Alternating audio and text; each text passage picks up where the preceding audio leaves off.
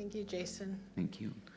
I must say we are so blessed to have such beautiful voices in this center, in more ways than one. So good morning. I'm so happy to be here. So we are continuing with our yearly theme of resurrect, rebuild, and renew. And Reverend Mike is using our 365 Science of Mind. And for the month of April, we're really focusing on renewal. And today, our title is called Progress Starts with a Thought. Now, how can we use our thoughts to renew our life if this is the theme of April? And truthfully, this is what our teaching is all about, is using our thoughts. It's science of the mind. And our thoughts, are really our mind.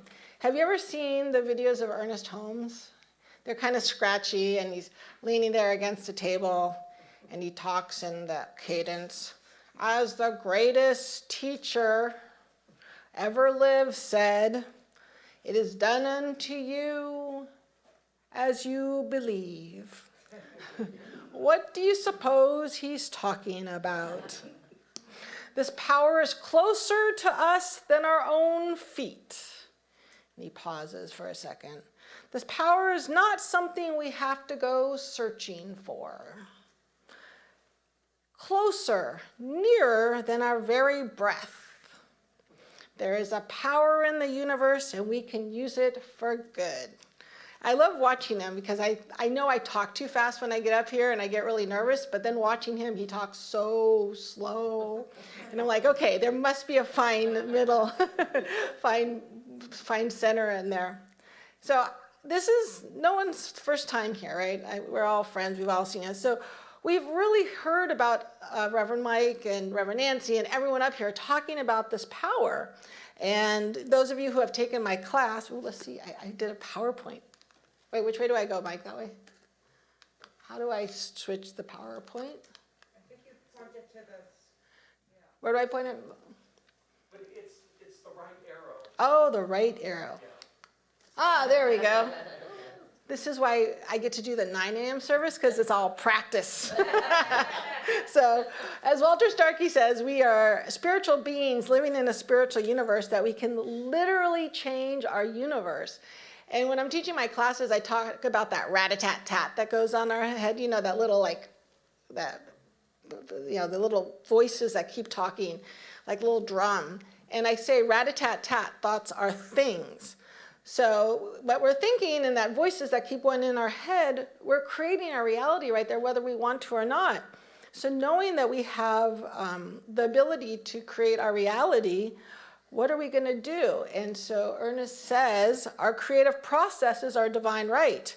We are in the laboratory of the divine. What shall we create? What do we want to create? A baby, perhaps? A beautiful singing voice? So this power is impersonal, and it'll be operating whether we're conscious of it or not. And I would personally like to take ownership of what I'm creating in my life. But it's funny because certain areas in my life, I got this. When it comes to work, I got it, not a problem.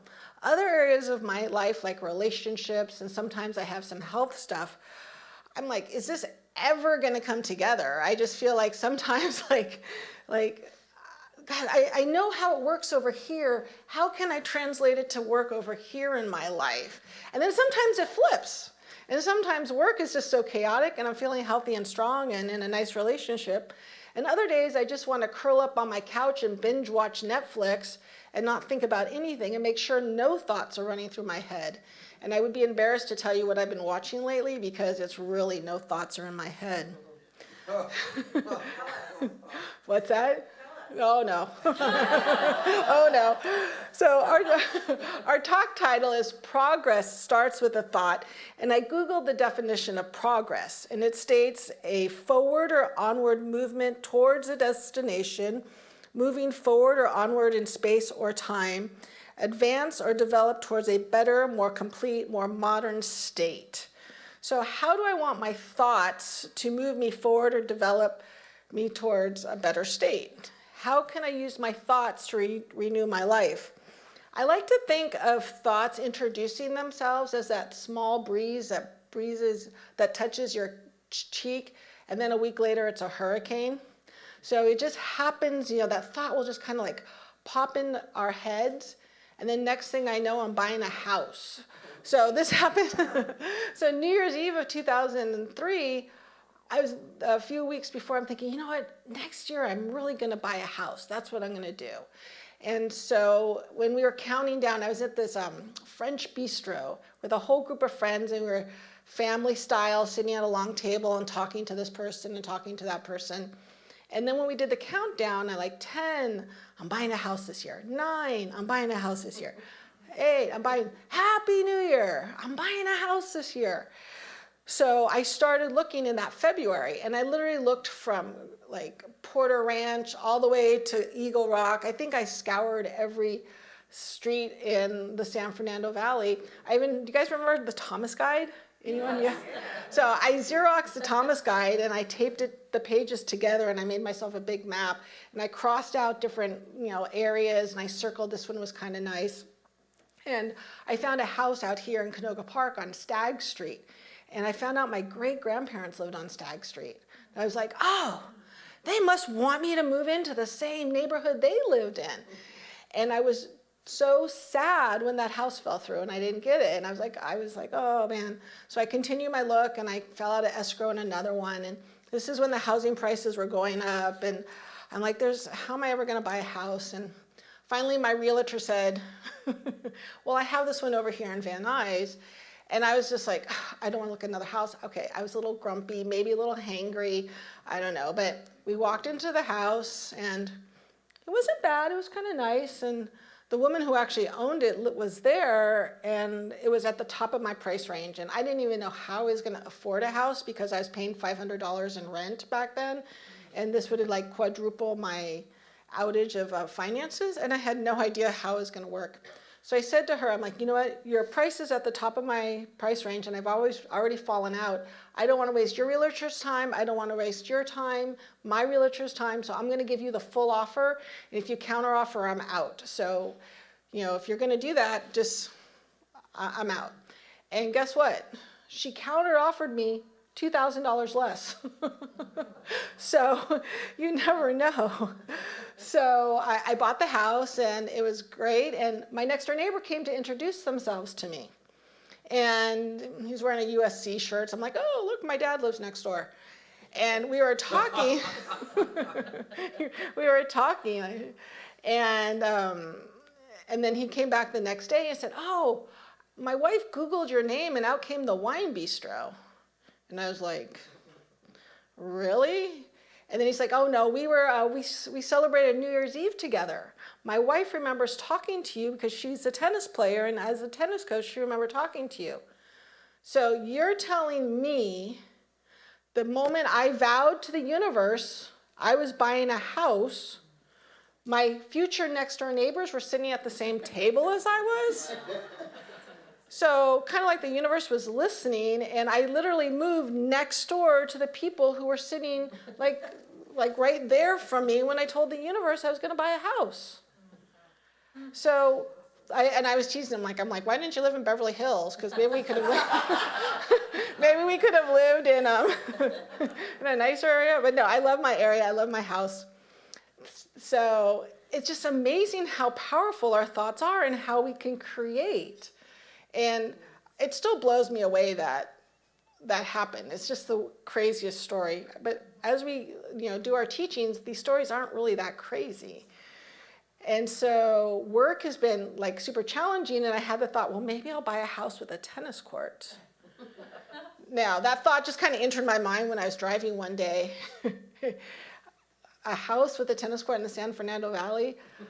I thought I was crazy going from $500 a month rent to a mortgage. I can't even imagine being able to afford a house in the San Fernando Valley with a tennis court. But in 2003, I didn't know about this law and the power of our mind. And I still managed to get a house. Now I know about it. But I also know that if it's for my highest good, somehow a house will manifest. If I'm supposed to buy a house with a tennis court, I don't have to know how it's going to work. So when we have these thoughts that come in our head of something we want to create, we don't have to know how it's going to happen. We just have to have trust and faith that it is happening or it has already happened. So if I know for my greatest good, if I'm going to have a house with a tennis court, I'm not going to worry about it. I'm going to do my due diligence. I'm not going to just sit back and let it land in my lap. I talked to a couple realtors. I said, yeah, I don't know how I'm going to do this, but can you just kind of give me like, what's the breakdown of cost? Where are they in our neighborhood? So I love my house. I don't want to move. But I also know that Ernest says, change is the only thing that is permanent. Nature will not let us stay in one place for too long. She will let us stay just long enough to gather the experience necessary to the unfolding and advancement of the soul. This is a wise provision, for should we stay there too long, we become too set, too rigid, too inflexible. Nature demands change in order that we advance. So we might not want to change, but what opportunities are going to give us to grow our soul when we do change? So that's a really important thing. So do we want to stay stagnant, or do we want to just keep rising up? Because we're going up the spiral of consciousness. So new opportunities lift our consciousness. Speaking of nature, I was actually thinking about on Friday about it being Earth Day and how everyone is talking about our planet, the climate change, we're ruining our planet, the trash and everything. And I was thinking like progress starts with a thought. And my thought was, what would happen if we all got together and instead of start talking about the climate change, we started just talking about loving the planet, sending love to the planet. So we're always talking about, the trash, the climate change. And I just really want to focus our energy on sending our planet love and blessings. And this is our opportunity to, really, progress starts with a thought. Let's really heal our planet. So that was just my little side note, the little pondering that came into my brain on Friday. Plus, I like the little hearts around the planet. I think it's kind of cute. So as we were saying, we create with our thoughts whether we want to or not. And it makes me think of the Niece Nin quote, "There came a time the wrist remained tight in the bud was more painful than the risk it took to bloom." So sometimes when our thoughts come into our mind, it just seems so hard that I don't want to do it, but staying in that place can be even harder.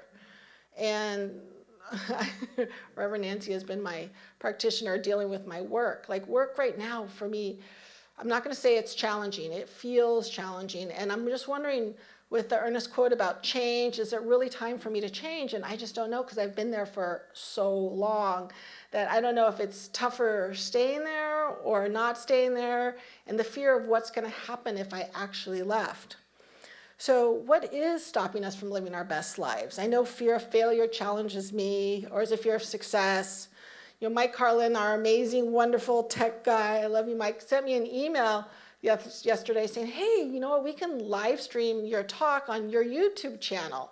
And my initial reaction was like, I don't know. I don't know. But then I paused for a moment. I'm like, I need to step in and being bold. I need to step in and being brave and saying, okay, Mike, we can do it. Sadly, it didn't work this time, but I'm talking next week, so we'll get it going next time. So you can watch on my YouTube channel, subscribe to my YouTube channel, Spiritual Coach Nicole. You might have to put Robbins in there. I don't know if it will come up. So yeah, it did make me pause for a second, Mike. So I've learned that when you're supposed to do something, the right and perfect people always present themselves. Whether you're standing at the market or swiping on Tinder, the right and perfect people always show up. Now, I laugh about that because I've met really good friends on it. So, and the question is that when the right and perfect people show up, do you see them? Are you ready to accept their assistance? Sometimes I know I get wrapped up in the reasons why I can't do something, and I really don't see the person that's right there ready to help me because I'm so lost in thoughts about something else. So what are some things we can do to create our best lives? How do we use this power that's available in the universe? When that little voice speaks to you, are you listening to it?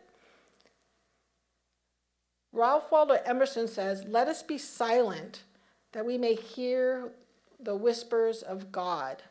So sitting in that meditation, I remember the first time I didn't blast my car radio. I was driving back from the prison, and I was so overwhelmed by the emotions of the prison, I just sat in silence for almost 2 hours in my car. And if you told my teen self that, I would have been like, there's no way. Are you allowing fear and uncertainty to block your creative impulse? Or maybe you don't believe it will happen, like me, the thought of buying a house in the San Fernando Valley with a tennis court. But I know that it can happen. So there are things in my life that I'm solid on and things that I know I can create. And as long as the uncertainty is in my mind, I'm not going to be able to create it.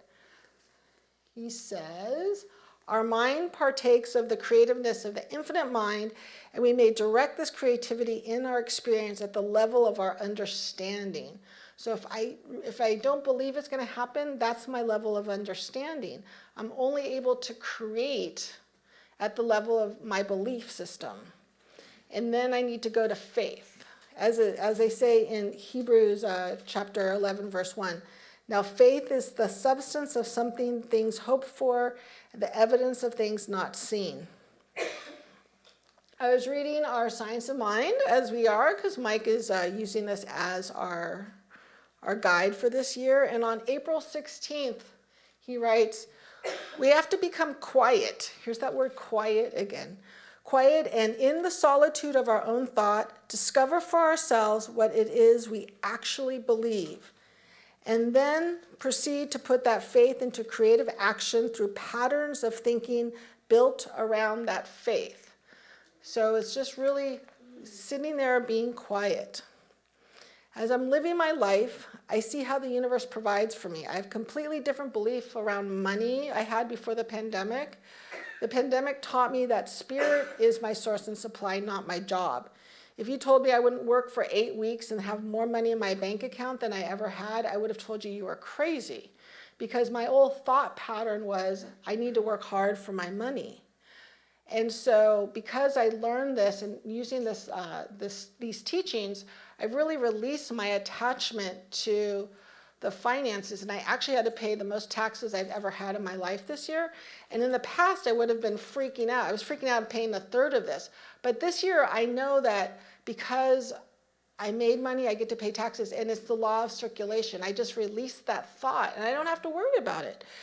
And so this new thought is allowing me to just relax in life and not get all strung out about it. And I just realized it's like I'm peeling the onion. Now, other things come up in my life, and I go back down. But this was the first time I actually paid my taxes. I was like, okay, great. There you go, universe. Because I know it's going to come back to me. I just don't know how, and I just don't have to worry about it because it will come back to me. So let's take this moment. Go inside your soul. Listen to your heart. Listen to what your heart and your soul are telling you. What's your strongest, deepest desire? Bread is like being on top of the cornice on a perfect snow day. What is something you really want to create in your life? Something that will make your heart sing. Do you really believe it's possible to happen, or is it just too big? Can you take some baby steps towards it? Is there some fear or misidentification stopping you? Like, oh my God, a house in San Fernando Valley, that'd be too expensive. What does it feel like? What does it sound like? Using your senses, can you taste it? Can you touch it? Now picture yourself in that situation. Try it on for size. Use some words. How does that feel? It's exciting, right? How can you use your thoughts to move you forward to create this? I love my brother's story. For years, his password was Colorado 2020. He lived out here in the valley. His office was there on Ventura and one of the H cross streets. And he had to go to work. He had to be in his office. But he really wanted to move to Colorado. And so Colorado 2020 for years was his password. He went to Colorado beginning of March 2020 to see if he could work remotely, staying with a friend. Then March 15th, he flew back home and started working remotely. And then in August of 2020, without seeing the house in person, he bought a house in Colorado. So for years, his password was Colorado 2020, with no idea how it was going to happen. So this is the power of using our words, using our thoughts, and how we can really create something, even if it seems not possible. One more, I put them backward. So watch your thoughts, they become words. Watch your words, they become action. Watch your action, they become habits. Watch your habits, they become character. So life is not just something to be endured, it's to be lived in joy, fullness, and without limit. So I want to close with a mantra that I do every day from Dr. Joe Dispenza. So we'll repeat each line after I say it. I'm creating my day. I'm creating my day. I'm infecting the quantum field. I'm infecting the quantum field. If you're watching me while I'm doing this, show me a sign today that you paid attention to any of the things I have created. And bring them to me a way I won't expect. Let me be surprised at my ability to recognize these things. And make it so I have no doubt that the sign has come from you. And so it is.